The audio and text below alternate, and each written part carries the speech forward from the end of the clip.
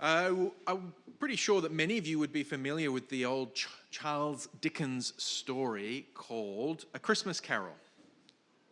I'm not going to give you the full rundown, but in the story there's a guy named Ebeneezer Scrooge who's a miserly, sour old man who doesn't want to, have fun celebrating around Christmas.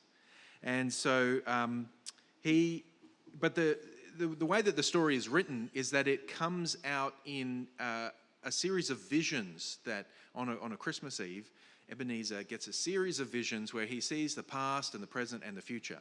And on the basis of what he sees, he then changes his behavior. It changes how he lives in the world and how he responds, how he acts. It helps shape and change his character.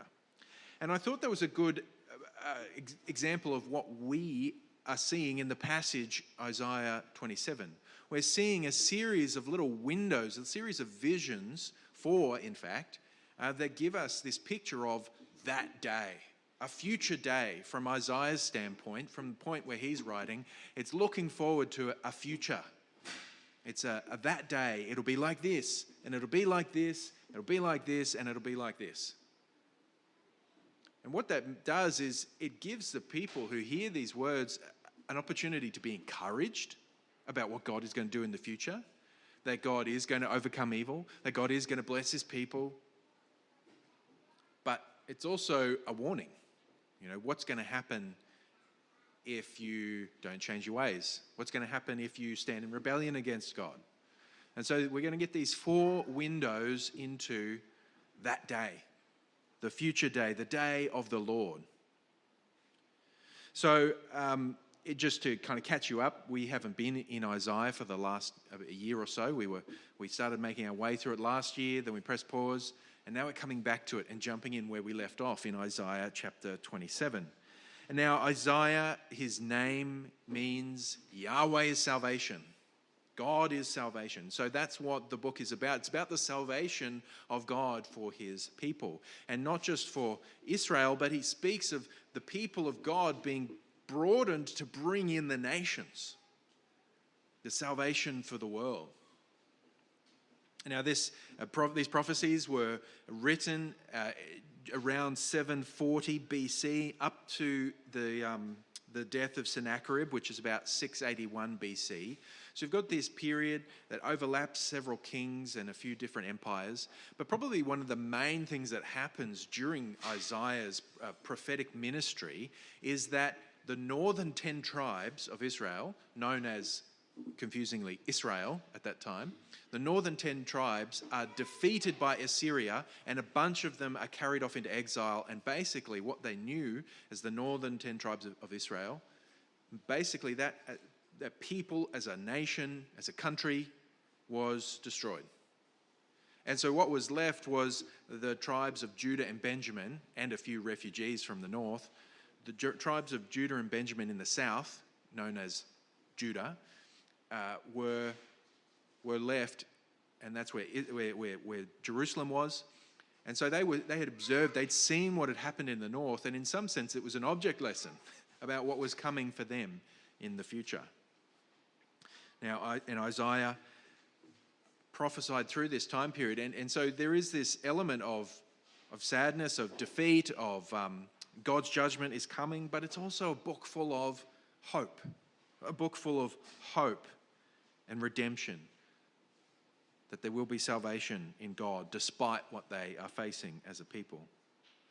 But coming back to our text in Isaiah 27, let's dive in and look at these 4 windows. And so kids, if you are following along, my invitation is for you to divide your piece of paper up into 4 sections, to 4 windows, and that way you can draw out a picture of what's going on in each of these windows. And you can come and show them to me at the end and show me what you have drawn in each of your windows. The first window we see is that day when Leviathan is slain. That day when Leviathan is slain. Now, the other day, for the first time in a while, we as a family got to get out of the house and we went down to the beach and just have a sticky beak and enjoy being outside together. But Elijah has not really been one to have many trips to the beach before. So as we come over the dunes and we start walking down to the ocean, he starts getting scared because he hears the noise of the water and he sees the waves. Now, the amusing thing about it is that it was a very calm ocean, but he was unused to the noise and the movement and maybe even just the vastness of coming over the dune and just seeing this massive expanse of water. And so he was somewhat scared. He eventually warmed up. But I've seen this with other kids before, that when they come over the rise in the dunes and they see the ocean and the crashing waves, there's a sense of fear and terror because as a little person who's not used to it, it's quite intimidating. And the ocean has, in history past, been a metaphor for chaos and for death and destruction. The idea that you could safely travel across the ocean that we can in the modern times was unheard of to people back in Isaiah's day. And so the ocean it represented what was chaotic. It represented, if not death itself, very close brushes with death. And so the kind of scary monsters that would rise up from the deep would also would represent this chaos and this intimidation. And it is telling that in the scriptures that often the ocean is used like this, as this metaphor of chaos and destruction and disorder. And so the Leviathan, this giant beast which was said to be in the ocean, was representative of this, as this beast of chaos and destruction. And so, in this first window, what are we seeing? We're seeing that God is going to overcome the Leviathan, the beast of chaos. Interestingly, if you know, are trying to think and fit things in with the rest of the scriptures, perhaps you're familiar with the book of Revelation. And famously in the book of Revelation, there's these beasts that arise, these 10-horned beasts and these dragons and serpents. But where do these monsters come from? They rise up out of the sea. This is a motif that you get across the scriptures. And so here Isaiah is saying to these people who have in mind this idea of the sea being a place of chaos, of monsters, saying God's going to overcome that. God's going to destroy the beasts, the monsters of the sea. Now, we don't know exactly what they meant by Leviathan. Perhaps it was just legendary. Perhaps it's references to, kind of beasts that they didn't really understand that were beneath the sea. They couldn't exactly go down and dive with their submarines and the way that we can today. It's possible perhaps that they saw things that we would now refer as dinosaurs. So great giant beasts that look like dragons that would come up out of the water.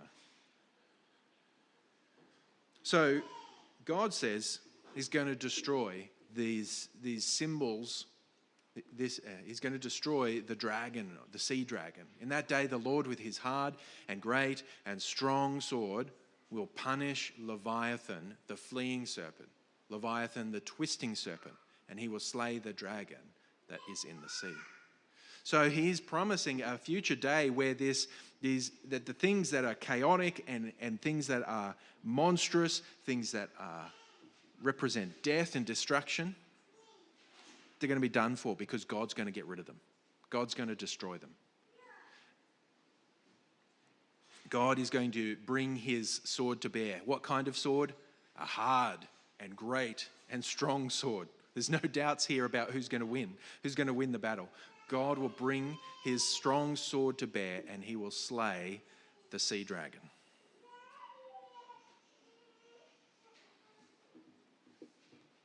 This looks forward to the overcoming of evil. Chaos monsters, dragons as enemies of God. They would seem so intimidating, and yet God would overcome them, the monsters that threaten the world. But God destroys them all. Now, we already know as Christians, if you're a Christian, you would, of course, see the parallels here in the way that Jesus has overcome Satan, that great serpent, that dragon, that Jesus has defeated him. He is one of those monsters who threatens God's people. Now, he has been defeated, but he's on the run. He's still trying to take others down with him. But Isaiah looks forward to a day when it will all be done so completely. It'll be finished. Right now, Satan's been mortally wounded. Jesus has defeated him, but we look forward to the day when he and all of his cohort will be thrown into the lake of fire and tormented as a consequence, as a punishment for what they have done. Just as Leviathan will be punished for the evil that he has wrought, Satan will be too.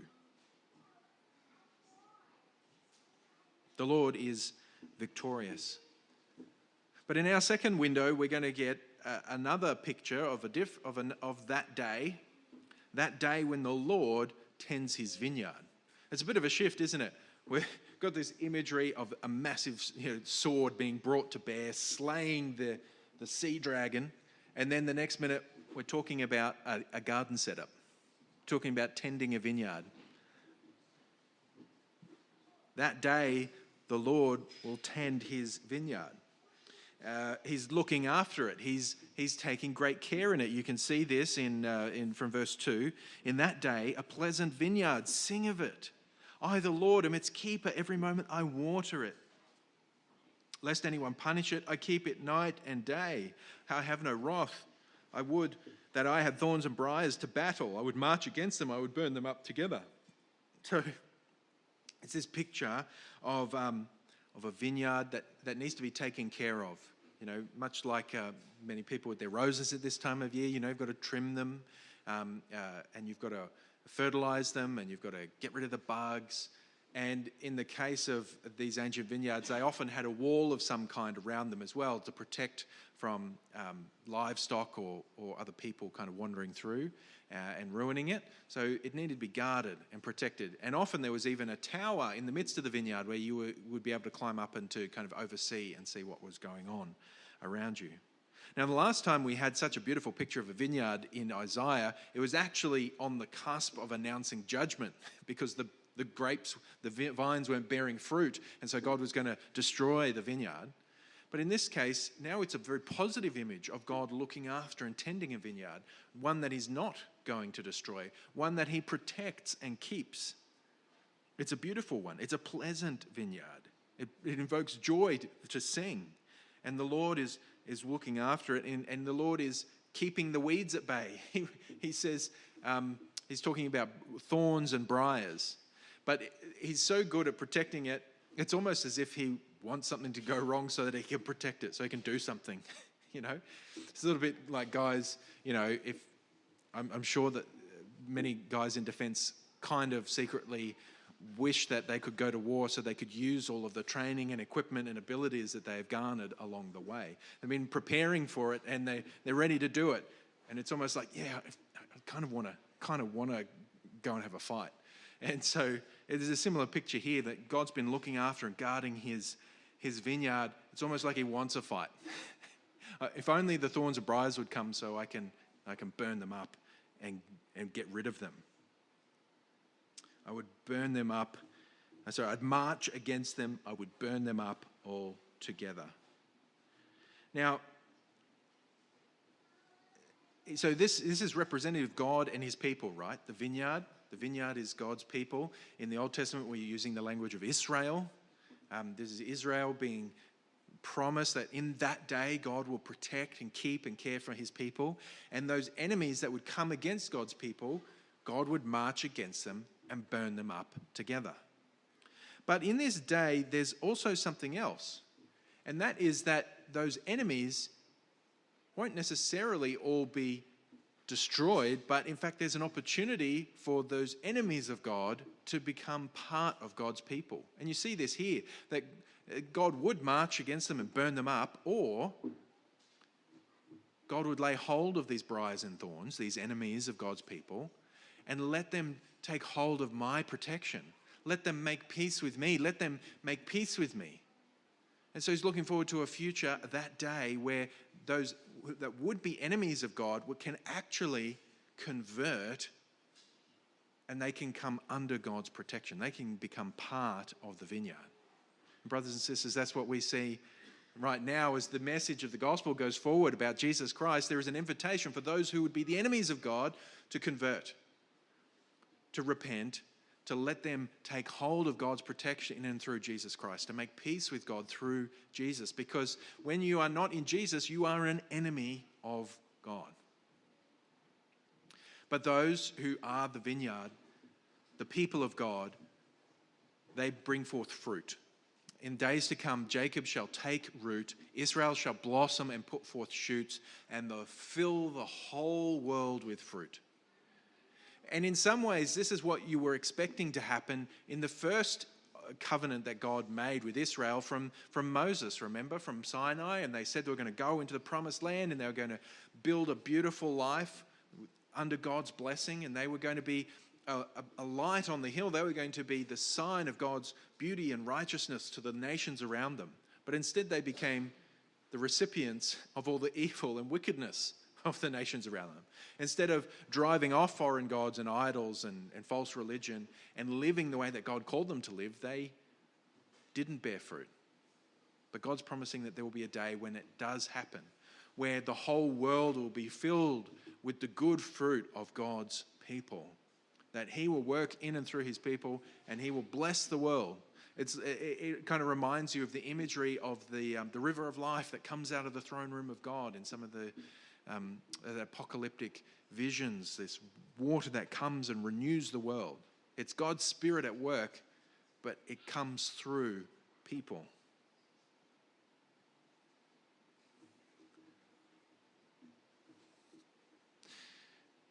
Now, for some of us, we get a little bit confused when we start talking about things like Israel, because there is a modern nation state on the other side of the world called Israel. And the Bible talks about promises that God makes to Abraham and his descendants. And we have to be careful the way that we approach these things, because it's really dangerous to go, oh, well, I know that there's a nation on the map today, it's got Israel on it, and I open up my Bible and it's got Israel written there, therefore, this equals that. But that's not how it works. Just because two things are named the same doesn't mean that they are the same thing. All right? As we read through the ongoing opening up of Scripture, one of the things that we learn is that true Israel are those who are loyal and faithful to God. And so, down through the ages, many of those people were the direct genetic descendants of Abraham. And other people were brought in along the way. And during Jesus' day, when Jesus came, he opened it up. He revealed that God's people, God's Israel, was going to include the grafting in of a whole bunch of other people, these briars and these thorns. And so in Jesus Christ, it is as we are grafted in to Israel. And so when we read the promises to Israel in the Old Testament, they become our promises. We have become in Christ children of Abraham, and the promises are ours. And so these promises of the whole earth being filled with the fruit of the people of Israel, they are promises for us. Now, this doesn't mean that God has finished with people who are still the descendants of Israel, of Jacob, who are living in rebellion to him right now and following the pagan religion, which is Judaism. The false religion that is Judaism. That doesn't mean that God's done with them yet. But what we do remember is that God is working in and through his people, Jew and Gentile, that have been brought together in Christ. In our third window, we see that there is a day when guilt is atoned for. That day when guilt is atoned. This window gives us a picture of God bringing punishment and consequences against Israel for the way that they had rebelled against him. This is the natural consequences of their rejecting God and God, even in bringing these punishment and these consequences, has been gentle with them and kind to them. He does not utterly destroy them. In verse 7, it says, has he struck them as he struck those who struck them? Or have they been slain as their slayers were slain? Measure, by exile, you contended with them. He removed them with his fierce breath in the day of the east wind. So we're not quite sure when this particular oracle was written in the context of when Assyria was coming down from the north. But we know that God did bring Assyria to take Israel in the north, to wipe out those northern 10 tribes. But even in that work, that act of destroying them, God does not utterly destroy them. They live on for a time. And God actually brings his justice against people like the Assyrians and later on the Babylonians for the way that they acted unrighteously towards God's people. Even though he was using them as a tool to destroy Israel and take them into exile, they still did it in a sinful way, and God punished them for that. But coming back to Israel, God's measured in the way that he brings his consequences to them. He removed them, he sent them off into exile with his fierce breath, as though it was the east wind, the hot, dry wind that comes off the desert and dries up crops and things in Israel. But even while he is bringing his judgment, bringing the consequences of their actions, God is being measured. And it is as though they go through this consequence and this punishment to atone for their sins. They're making up for their rebellion. It says in verse 9, therefore by this the guilt of Jacob will be atoned for, and this will be the fruit of the removal of his sin, when he makes all the stones of the altars like chalk stones crushed to pieces. No Asherim or incense altars will remain standing. So how are they going to make atonement for the way that they have rebelled against God? Well, God's going to send them into exile. They're going to suffer the consequences of that. But also, we know that this atonement is working when they actually turn around and get rid of the problem. The sin that led them into exile was their worship of pagan gods. They're participating with the Asherah poles, worshipping the Baals and other gods of their neighbours. And so what will be the sign that this atonement is being made, that things are being set right? Well, those things are going to be wiped off. The altars are going to be thrown down. The Asherah are going to be destroyed. None will remain standing. And they'll know when they have sufficiently paid the price, when all of these things are being done away with. They're going away, they're being gotten rid of. Now, standing on this side of Christ, we know that we can never do enough to atone for ourselves. We can never do enough to make up for the evil and the wickedness that we've participated in as individuals, and the wickedness and evil that we have as a people, right? We cannot do enough. Try as we might, trying to be as holy as we can, trying to do the right thing as much as we cannot do enough. And so we needed Jesus to come and to make atonement for us. He came and he laid down his life and he died in our place. He died in our place as individuals for your sin, but he also died in our place collectively as the Adam, the new Adam, who didn't sin against God and who leads his people in righteousness.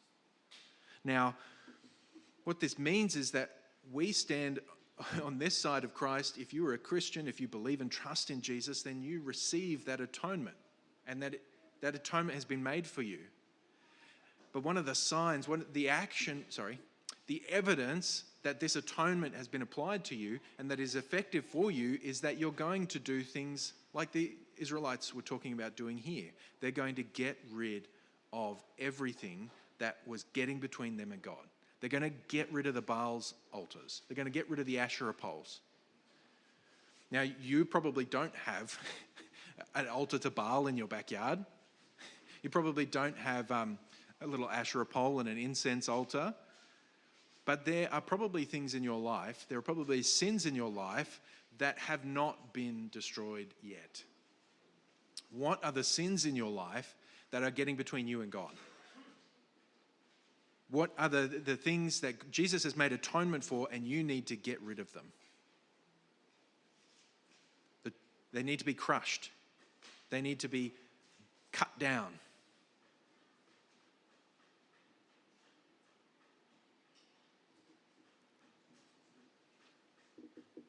It could be your substance abuse, drinking too much, taking substances that are not for your health and good. It could be your continued theft. Perhaps you're not stealing things from the local corner shop. Perhaps you are.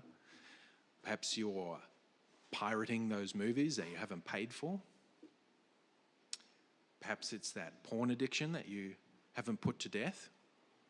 Perhaps it's lusting after that person at work. You really wish that they were your spouse and that you'd met them before you met your own spouse. Perhaps it's other forms of coveting where you're coveting a life that God hasn't given you. If only I could have my neighbour's car or my neighbour's house. There are so many ways, there are so many sins that might be still standing in your life and you haven't destroyed them yet. It's almost as though you go, well, look, I'm not actively burning anything on that altar right now, but it's just too hard to deal with. There's remnants of this rebellion in your life. It needs to be gotten rid of. You need to bulldoze it. What does Jesus say? He says, if your eye causes you to sin, pluck it out. If your hand causes you to sin, cut it off. We need to be that aggressive towards our sin. Get rid of it. Destroy it. No Asherah poles need to remain in God's church. No altars to Baal. It all needs to be brought down. And that will be a sign of God's work in your life, right? Because though we are saved by grace, the evidence that God's grace is at work in our life is that we go out and we do good things, like turning away from sin and resisting temptation and serving the Lord. But coming back to this window that we're looking at the moment, we see that when God brought his exile for the people, when he brought his consequences to them for their actions, there was a fortified city that is solitary, a habitation deserted and forsaken like the wilderness. The calf was grazing there. You imagine what would have to happen in order for sale to have cows grazing in the parks in the middle of town? Well, the town would basically have to not be a town anymore, would it? It'd be ruins. The calf is grazing there where it lies down and strips its branches. And when its boughs are dry, they're broken. This is a place where you go to get firewood. The women come and make a fire of them. For this is a people without discernment. Therefore, he who made them will not have compassion on them. He who formed them will show them no favor. So this window that we're looking at with this exile and the consequences of their actions is a time in the life of the people where they have to live with the natural consequences of what they have done. When they're sent out of the city. But that's not where the story ends. There is another window, a last window that is a much more positive vision of the future. This last window on that day when the lost come to worship God. They will be sent into exile. There will be consequences for their actions. They will have to live with the natural outworking of what they've done. But it's not the end, because there is that day when the lost come to worship. A future of worship where the lost people, the people who've been driven into exile, and more than people of the nations, will be drawn back to God. They will come and they will assemble and worship God. You see it there in verse 12. In that day, from the river Euphrates to the brook of Egypt, the Lord will thresh out the grain. So there's a picture, an image of grain being threshed out, so that the grain will come out and it separates from the chaff and the other bits. So the Lord will thresh out the grain and you will be gleaned one by one, O people of Israel. And in that day a great trumpet will be blown, and those who are lost in the land of Assyria and those who were driven out to the land of Egypt will come and worship the Lord on the holy mountain at Jerusalem. That's the future. That's part of that day. Yes, there is just consequences and punishment, but there is also a greater and better, fuller future for God's people when they are brought back in. And so the people in Isaiah's day, they were sent into exile. First, the northern 10 tribes, they went off into exile. And later on, there would be exile in the south when Babylon arrived on the scene. And where did the people go? Well, the people were exiled into places like Assyria. Some people were able to escape the fighting and they went and lived in Alexandria and other parts of Egypt. And famously, there was a large settlement of Jews in Egypt around that time period. But there was also, people taken off into exile across the river in Babylon. So God's people were scattered. There were some who remained in the land, and often it was the low-class people. I don't mean that derogatorily. I just mean it was the farmers and the people who weren't likely to cause problems, who weren't educated and who weren't soldiers and who weren't highly skilled people. So God's people kind of spread out everywhere. But this is a picture of God saying, no, I'm going to bring them all back. And it's a picture with threshing. You know, when you get the grain that's grown up on the stalk and you need to separate the grains from the plant that it's grown on, the parts need to be pulled out and they're going to be drawn together from the Euphrates River down to the creek of Egypt, which is reference to one of the wadis, probably not the Nile. This is probably a reference alluding to the promise that God made to Abraham of saying that I'm going to give you a land, and your land is going to be from the Euphrates down to this river of Egypt, this creek of Egypt. And so it's a reference to God saying, I'm going to bring the full inheritance. I'm going to bring all of the people, God's people, from across God's land, and they're going to come and they're going to worship. They're going to come and worship on the holy mountain at Jerusalem. It's the separating of God's people out from the midst of others, and it's the gathering them together to worship. Now, worship comes out, there's different words that get translated as worship in English, and the word behind the word worship in the English here is bow down. They're going to come and bow down. They're going to come and do homage to the Lord. This is a picture, a window of God calling his people together to worship him. They're going to call together his people to worship him from across the land. And we know, of course, that there's going to be a greater and greater fulfillment of this in terms of God bringing his people together from across the Mediterranean that we see in the New Testament when Paul goes out across the Roman Empire and calls God's people out and threshes them out, so to speak, calls them to repent and put their faith and trust in Jesus, and even to Spain where he desired to go and to preach the gospel. But then in the subsequent years, that's kept going, and God has gone out and called his people, his lost ones, from across the globe. And even if, as sci-fi paints a picture of the future, and as people like Elon Musk are working to, with humanity spreading out across multiple planets and across the stars, even if that's where we go in the future, God will be calling his lost ones together from across the world and coming and bringing them together to worship him. This is the window into the future that Isaiah is putting forth. Now let's bring this all to a close. We've got these 4 windows. And what do we see in these 4 windows? We see a vision of the future, that day, a future where God destroys the chaos monsters, a future where God defeats all of his enemies, a future where God is guarding a precious garden that he looks after, and his enemies either get burned up or they come and find protection with him. It's a future where God's people are separated from the world and they are called together to come and bow down and worship him. And it's a vision for the future where even when people have had to live out with the consequences of their actions, they will find atonement and they will be able to find a future with God. And in each of these cases, these are things that are accomplished through the person and work of Jesus Christ. As I want to invite you now to participate with us as we remember this in the Lord's Supper. Here we have the bread representing the soon-to-be broken bread being the broken body of Jesus. We have this cup representing the blood of Jesus that was shed as he went out and accomplished these things that Isaiah was looking forward to in the future.